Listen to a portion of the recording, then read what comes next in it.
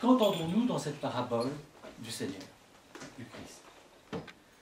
Que, une fois que les invités pour lesquels avait initialement fait le festin se sont récusés, le roi envoie pour les noces de son fils, c'est très précisé, ce sont des noces, et il s'agit du Fils, donc du Christ. Il envoie, le long des chemins, dans les carrefours, chercher des gens qui visiblement ne sont pas du tout de la même catégorie que ceux qui étaient primitivement invités. Ce sont des laissés pour compte, des gens qui n'ont pas de fortune, des gens qui sont dans les carrefours, c'est-à-dire qui sont peut-être même, qui sont pour quelques-uns sans abri. Et cette masse de gens démunis, pauvres, boiteux, estropiés, que sais-je, tous ces gens, bons comme mauvais, précise le roi. Aucun discernement de « il y en a un qui serait meilleur que l'autre, plus propre que l'autre, mieux adapté ». Non, ceux qui ont refusé de venir au festin se sont récusés, on prend tous les autres. Mais pourtant, quelque part, il doit se passer quelque chose pour que, une fois rentrés dans la salle de noces, miraculeusement, on pourrait dire, nous trouvons tous ces gens qui n'avaient rien, revêtus tous, sauf un seul, d'une tunique de noces. Une tunique de noces, c'est un certain coût. Ça veut dire quelque chose. Ça veut dire qu'ils ne sont pas rentrés comme ils sont arrivés. Sauf un seul, qui a conservé son habit du dehors. Eh bien, cette parabole, c'est la parabole de l'intériorité. Soyez revêtus de l'habit du dedans ou de l'habit du dehors. Revêtez-vous du Christ intérieur ou soyez à l'extérieur du Christ. Je vais vous dire la scène qui s'est produite, comme moi je la vois. Quand cette multitude, imaginez-vous d'abord les choses comme à l'époque du Christ, où la différence entre les pauvres et les riches, bien qu'elle soit encore très grande aujourd'hui, était encore plus faramineuse, parce que les riches, c'était des richesses, des palais, des choses inimaginables, et quelqu'un qui vivait dans une maison de terre battue ne pouvait pas concevoir.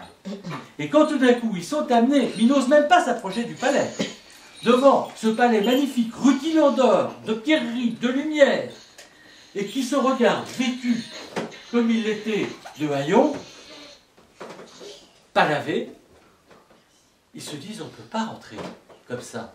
Et ils voient à la porte l'époux magnifique, dans des habits rutilants de pierreries, d'or, d'une beauté inimaginable. Eh bien, je vais vous dire, tous ils se prosternent et disent mais nous ne pouvons pas rentrer dans l'état où nous sommes. Donne-nous une tunique de ta garde-robe, parce que comment nous pourrions nous rentrer avec ces habits du dehors? C'est impossible. Dans la parabole, il faut toujours rechercher ce que le Christ a dit ensuite en secret à ses apôtres. Ce qui est caché. Ce qui est caché ici, c'est cet espace entre l'extérieur et l'intérieur. Là, il demande au Christ, donne-nous, renouvelle, donne-nous un nouveau vêtement. Et nous pouvons voir une autre parabole, nous éclairer sur le contenu de celle-ci. Parabole qu'avaient entendu les apôtres. C'est celle du fils prodigue qui, devant les tentes de son père, mesure le péché. Et il dit, Père, je ne suis même pas digne d'être appelé fils. Traite-moi comme un de tes serviteurs. Je suis le dernier de tous. Et le père, qu'est-ce que fait le père? Il lui fait remettre une tunique neuve et des anneaux aux pieds. C'est exactement ce qui se produit dans cette parabole. C'est ce qui se produit dans notre vie spirituelle. Nous sommes appelés tels que nous sommes au festin, mais nous ne pouvons pas y rentrer tels que nous sommes. Nous sommes appelés, c'est très important ce que je dis, nous sommes appelés tels que nous sommes, avec nos blessures, nos péchés, notre fardeau, mais il nous est demandé une catharsis, une purification. Saint Jean Chrysostome, commentant la parabole du fils prodigue, dit quelque chose de très important. Il dit que le fils prodigue était déjà baptisé. On renouvelle son baptême. C'est un renouvellement du baptême. Il y a dans la théologie orthodoxe la théologie du second baptême, qui est le baptême de la métanoïa, le baptême des larmes. Plus grand que le premier baptême, nous dit saint Simon le théologien, en reprenant d'ailleurs saint Jean Climac, à condition qu'on ait reçu le premier baptême. Parce qu'il a la grâce de purifier des péchés commis après le premier baptême, nous dit saint Simon le théologien, nous disent les saints pères de l'Église. C'est ce baptême des larmes qui permet à ces gens appelés de purifier, de recevoir, d'être purifiés et de recevoir cette tunique. C'est la tunique, mais regardez, d'où vient cette tunique? Elle vient de l'intérieur. À l'extérieur, ils laissent leurs vieux vêtements. Et de l'intérieur où ils se dirigent, ils reçoivent le nouveau vêtement. Ils sont revêtus du Christ intérieur. Et cette admirable phrase « Christ intérieur » vient de saint Macaire l'Égyptien.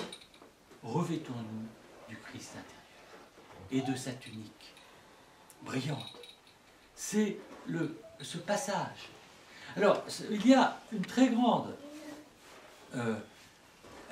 lien. D'ailleurs, les prières de préparation à l'Eucharistie font ce lien entre la préparation au corps et au sang du Christ, à la communion eucharistique, et la préparation à la seconde venue du Seigneur, au jugement dernier, à la parousie. Eh bien, c'est la même démarche. La démarche de préparation à la mort est la même que celle de préparation à la vie du Christ eucharistique, au corps et au sang du Christ. C'est une démarche de catharsie, de purification, c'est une démarche de laisser le monde derrière nous pour rentrer dans le royaume des cieux. L'entrée dans le royaume des cieux ne se fait pas au moment de la mort, parce qu'au moment de la mort, tout est scellé. L'entrée dans le royaume des cieux se fait durant notre passage terrestre. Cette préparation, cette entrée, cet appel des fidèles à l'intérieur du royaume, bien qu'elle ait un aspect eschatologique, qu'elle nous montre un jugement final. Il y a un jugement final dans cette parabole. Eh bien, nous sommes dans le même état, nous serons pris exactement là où nous serons, dans quel état nous serons. Ce que dit dans ses homélies saint Macaire l'Égyptien. Nous serons pris dans l'état où nous serons trouvés, nous serons placés dans l'état où nous serons trouvés, soit à l'intérieur du royaume, déjà revêtu de cette tunique, soit à l'extérieur. Alors, la sentence du roi n'est pas une punition. Parce qu'on dit, mais quelle injustice! Si on se place du point de vue social, on pourrait dire que cet homme n'avait pas les moyens de s'acheter cette tunique. Non, il avait les moyens de la recevoir s'il avait supplié comme les autres de la recevoir gratuitement. Mais le roi ne dit pas autre chose que « Mon ami, tu as l'habit de l'extérieur. Va là où se porte cet habit.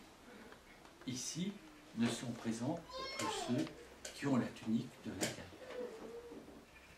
Donc ce n'est pas une condamnation, une sentence d'un juge dur et sévère, c'est la réalité de notre état. Et là encore, je rapporte à l'évangile, à la parabole du fils prodigue. Regardez, le fils aîné, c'est Satan. C'est celui qui ne veut pas vénérer la chair et qui ne veut pas vénérer le fils prodigue qui se repent. Et là, le père lui supplie de rentrer. Et Satan dit non, je ne veux pas être en même temps que celui-là. Celui qui se place à l'extérieur s'y place volontairement. Ce n'est pas une sentence. C'est l'état dans lequel il se place librement. Les jugements de Dieu ne ressemblent pas aux jugements des hommes. Dieu est amour. Mais Dieu respecte notre liberté. Celui qui dit « je ne veux pas respirer le même air que lui », Et s'il est sauvé alors que je suis en dehors du salut, celui-là place son âme en affaire. Et là aussi, cela nous parle de quelque chose qui n'est pas le sujet d'aujourd'hui, l'importance absolue pour le salut de notre âme de l'amour des ennemis.